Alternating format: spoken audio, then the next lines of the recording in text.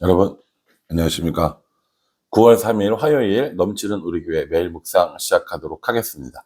오늘 본 말씀은 열왕기하 2장 1절부터 14절까지 말씀입니다. 어제 본문을 통해서 북쪽 이스라엘 왕의 이름이 여호람, 또 남쪽 유다의 왕이 여호람, 이런 거 이제 살펴보았습니다. 아합 시대에 활동했던 주요한 선지자는 엘리야였고요. 이 엘리야의 뒤를 이어서 이렇게 선지자가 된 사람이 엘리사입니다. 엘리야의 제자가 엘리사인 거죠. 오늘 이제 그 이야기를 하려는 겁니다. 그러니까 오늘 엘리야의 사역은 끝나고 엘리사의 시대로 넘어간다라는 걸 보시면 됩니다. 악독한 왕이었던 아합이 죽었잖아요. 그리고 아합이 죽고 아하시아가 죽고 여호람이 왕이 됐어요. 남쪽에서도 여호사밧이 죽고 여호람이 왕이 됐어요. 그 상황에서 선지자까지 이제 바뀌는 모습을 보여주면서 새로운 시대가 되었다라는 것을 암시하고 있는 겁니다. 그 엘리야는 어떤 사람이었고 또 앞으로 받는 엘리사는 어떤 사람인지 이런 것들을 중점으로 한번 살펴보도록 하겠습니다. 먼저 1절에 보면요. 여호와께서 회오리 바람으로 엘리야를 하늘로 올리고자 하실 때 엘리야가 엘리사와 더불어 길갈에서 나가더니 이렇게 얘기합니다. 엘리야는 이제 자신이 회오리 바람으로 하늘로 들려 올라간다는 것을 알고 있었어요. 그래서 이제 하늘로 들려 올라가기 전에 자신과 함께 했던 선지자 생도들, 선지자 학교의 그 사람들을 좀 만나고 싶었던 겁니다. 어디에 있었냐면 길갈이라는 곳에 있었고 또 베델과 여리고에 있었습니다. 그래서 이곳을 방문하기로 하면서 이 엘리야가 엘리사에게 너는 여기 있어라 이렇게 얘기하거든요. 굉장히 많은 해석들이 있는 본문 말씀입니다. 먼저는 엘리야가 엘리사한테 여기 있어라고 했던 이유가 뭐냐면 자신의 지도력을, 자신의 리더십을 넘겨주지 않기 위해서라는 얘기가 있고요. 또 하나는 엘리야의 마음이 얼마나 이렇게 자신에게 향해 있는지 혹은 갈급한 마음이 있는지 요걸 좀 살펴보려고 했다라는 여러 가지 의견들이 있습니다. 어쨌든 간에요. 저희는 팩트만 한번 묵상해 볼게요. 길갈에서 선지자들을 만나고 다음으로 이동을 합니다. 어디로 이동하냐면 베델로 이동을 해요. 그때 엘리야가 엘리사에게 너 여기 있어라 이렇게 얘기를 하거든요. 2절 보십시오. 엘리야가 엘리사에게 이르되 청하건대 너는 여기 머물라. 여호와께서 나를 베델로 보내시느니라 하니 엘리사가 이르되 여호와께서 살아계심과 당신의 영혼이 살아있음을 두고 맹세하노니 나는 당신을 떠나지 아니하겠나이다 하는지라. 이에 두 사람이 베델로 내려가니 이렇게 얘기합니다. 엘리야는 두고 가려고 했고요. 엘리사는 그럴 수 없다라고 이야기하는 겁니다. 내내 이걸 가지고 실갱이를 하거든요. 엘리야는 너 여기 있어라. 엘리사는 그럴 수 없습니다. 이 얘기가 길갈에서도 또 베델에서도 여리고에서도 계속 진행되어집니다. 이렇게 베델로 내려간 그 엘리야와 엘리사를 향해서 그 베델에 있었던 선지자의 학교, 그 선지자들의 학교에 있는 학생들이, 제자들이 뭐라고 얘기냐면 오늘 당신을 하늘로 올리실 것입니다. 알고 계십니까? 라고 이야기를 하죠. 이제 이 내용들이 선지자들도, 선지자의 훈련생들, 선지학교의 학생들도 다 알게 되었다라는 겁니다. 여기서 하나 이제 알아두셔야 될 거. 신학교를 우리가 뭐라고 부르냐면 선지학교라고 불러요. 신학교를. 우리도 지금 수원신학원에 있지 않습니까? 원래 수원신학교였는데 수원신학원으로 이름을 바꿨고, 이 신학교를 옛 어른들은 선지학교라고 부릅니다. 그 선지학교를 부르는 이유가 뭐냐면 이 엘리야 시대에 있었던 이 선지자들의 학교, 선지자의 훈련생 이런 것들에서 기원이 된 거죠. 그러니까 여기에서 공부하는 사람들, 신학교에서 공부하는 사람들은 1학년이어도 대부분 다 전도사님이라고 이렇게 불러줍니다. 그 이제 이 선지학교의 전통이 남아있어서 그런 것이 아닌가라는 생각을 개인적으로 해보는데, 저도 신학교 1학년 들어갔을 때 사람들이 저한테 전도사님이라고 불러서 깜짝 놀랐어요. 어제만 해도 학생이었는데 갑자기 전도사가 됐고, 전도사라고 불리면 받긴 하는데 아무것도 모르는 그런 상태였었거든요. 어쨌건에요, 엘리야와 엘리사가 이 선지 생도들을 방문을 하고 이 사람들과 여러 가지 이야기를 나누고, 그리고 베델로 떠나서 그 다음에 어디로 가냐면 이제 여리고로 가는 겁니다. 여리고에 가서 또 그 학생들과 제자들과 여러 가지 이야기들을 하고 또 거기를 마무리하고 떠나가고, 그렇게 하고 여리고까지 간 다음에 이제 여리고에서 요단강을 건너가려고 하는 내용이 7절 나오는 말씀입니다. 두 사람이 요단강가에 서서 있는데 엘리야가 겉옷을 가지고 둘둘 말아가지고 이 요단강을 치니까 땅이 그 강이 갈라지고 그 요단강을 그렇게 마른 땅으로 건너는 거죠. 참 엘리야는 제가 볼 때는 참 독특한 선지자입니다. 이제 나중에 이제 그 불수레와 불말들을 타고 하늘에 올라가거든요. 저는 엘리야가 그랬다고 하니까 그건 그럴 수 있을 것 같아요.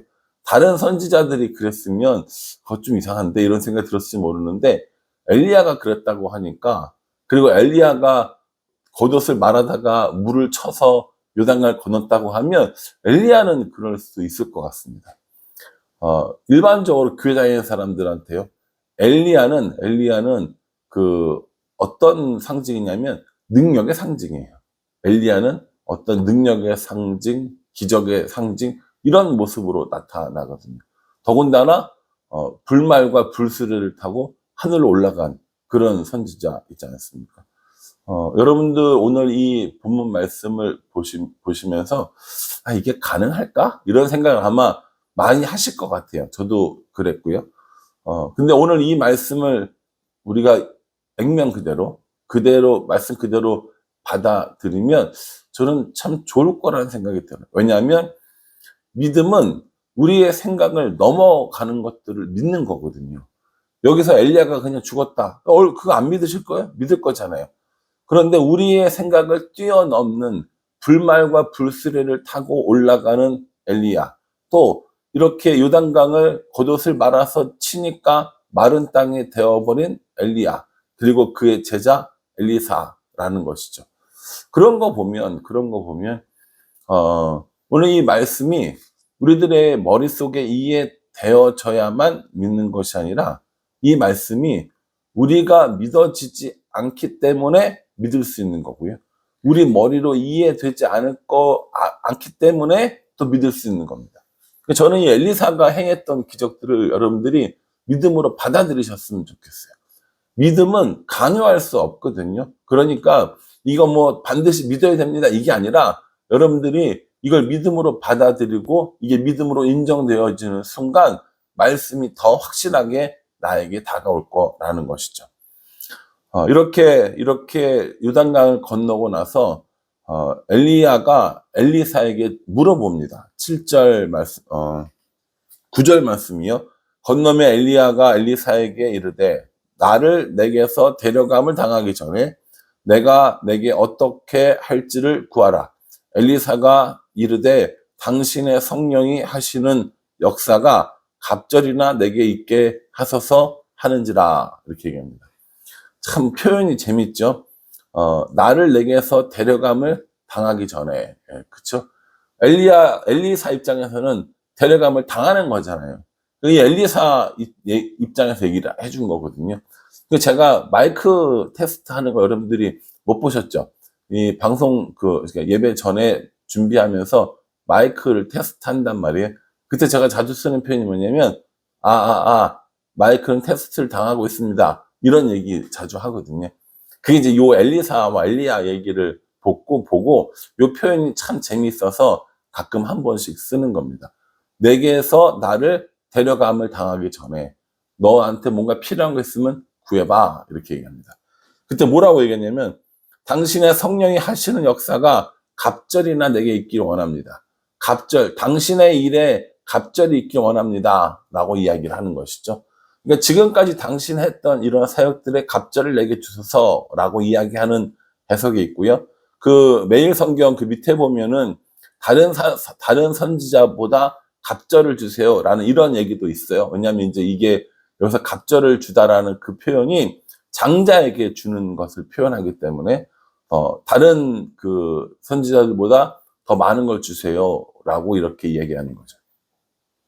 그러니까 왜 더 많이 달라고 했는가가 중요한 거 아니겠습니까? 사실은 욕심이 나서 스승을 뛰어넘을 수 있는 능력을 갖고 싶어서 사람들에게 내가 이 정도 능력 있는 사람이야 라고 하는 걸 보여주고 싶어서, 그래서 엘리사가 그걸 구했다면 아마 하나님은 주시지 않았을 겁니다.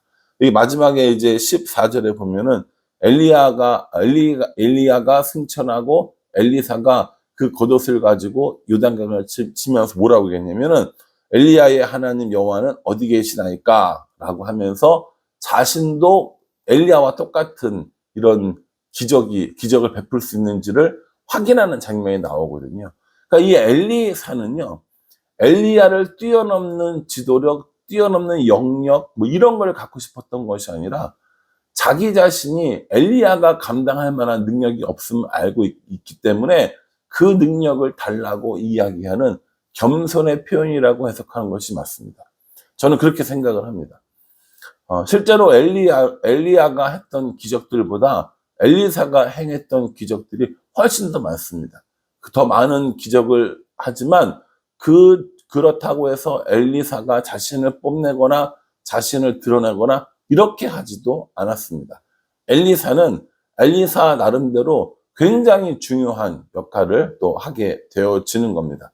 그러니 여러분, 갑절의 영감을 주세요. 이게 내가 좀 더 높은 사람이 되어보겠다, 내가 더 잘난 사람이 되어보겠다, 스승을 뛰어넘겠다가 아니라 자신이 아무것도 할 줄 모르는, 자신이 스승보다 훨씬 더 부족한 사람이니까 스승님만큼 할 수 있는 힘을 내게 주세요 라고 하는 겸손의 표현이라는 거죠.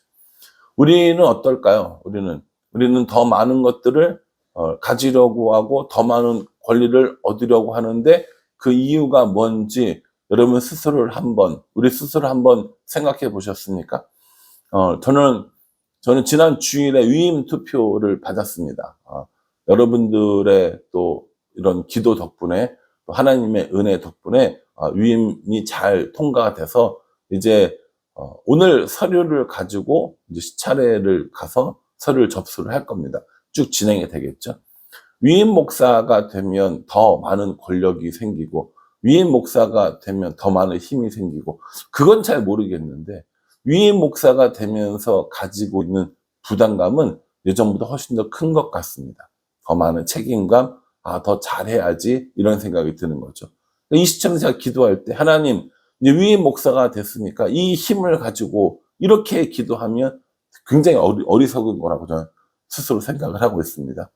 하나님, 제가 위임 목사가 됐으니 이제 교회를 더 잘 돌보기 위해, 성도들을 잘 돌아보기 위해서 하나님 이전보다 더 큰 힘을 주세요, 은혜를 주세요 라고 기도하는 게 맞지 않는가라는 것을 오늘 엘리사를 보면서 생각해 보게 되었습니다. 그러니 여러분들도 저를 위해서 기도해 주실 때요, 이전보다 이후가, 어제보다 오늘이 더 하나님의 은혜를 사모하는, 하나님의 은혜를 갈급해하는 그런 목사가 되게 해달라고 기도해 주셨으면 좋겠고요. 여러분 스스로도 마찬가지입니다. 이제 이만한 능력이 있고, 이만한 재물이 있고, 이만한 경험이 있고, 이만한 힘이 있으니까 내가 잘해봐야지가 아니라 여전히 오늘 하루 하나님과 동행하기를 바라는 우리들의 삶이었으면 좋겠다라는 생각을 해보게 되는 겁니다. 이렇게 엘리야는 불수레와 불말을 타고 하늘로 올라가는 모습을 보여줍니다. 그리고 이제 이 엘리사는 자신의 사역을 잘 감당하기 시작하는 것들을 보게 됩니다. 당분간 엘리사의 이야기를 더 좀 할 거거든요. 그러니 여러분, 엘리사의 삶을 묵상하면서 우리들의 삶은 어떠한지, 우리들의 갈급함은 어디에 있는지 우리가 찾아보고 생각해보는 그런 시간이 되기를 간절한 마음으로 부탁을 드리겠습니다. 아시겠죠? 스토리로 이야기가 되어지기 때문에 조금씩 이렇게 묵상하면서 등장인물과 또 시대적인 배경들과 내 상황과 이런 주인공의 이런 상황들을 보면서 하나님이 어떤 일을 하셨으며 그 하나님이 내게 어떤 일을 해주시는가에 초점 맞춰서 묵상하시면 훨씬 도움이 될 것 같습니다. 하나님의 사역들을 감당하기 위해 능력을 구했던 엘리사처럼 오늘 우리도 하나님께서 주시는 힘으로 살아가는 오늘 하루가 될 수 있기를 주님의 이름으로 축복합니다. 기도하겠습니다. 하나님, 엘리야와 엘리사가 이제 그 임무를 교대합니다. 엘리야는 하늘로 올라갔고 엘리사는 갑절의 영감을 받았습니다. 하나님, 교회를 돌보는 일에 혹은 우리 모두가 삶을 살아가는 일에 내 힘으로 우리 힘으로 살지 아니하며 하나님께서 주시는 갑절의 영감으로 살아갈 수 있도록 우리를 축복하여 주시옵소서. 예수님의 이름으로 기도합니다. 아멘. 아무래도 스토리다 보니까 좀 길어지기는 하는데요. 최대한 짧게 잘 준비하려고 애쓰겠습니다. 혹시 길어지더라도 여러분들의 여유 있는 마음을 좀 부탁을 드리고요. 오늘 이 말씀처럼 하나님의 능력을 힘입어 살아가는 우리 모두가 되기를 간절한 마음으로 기도하겠습니다. 감사합니다.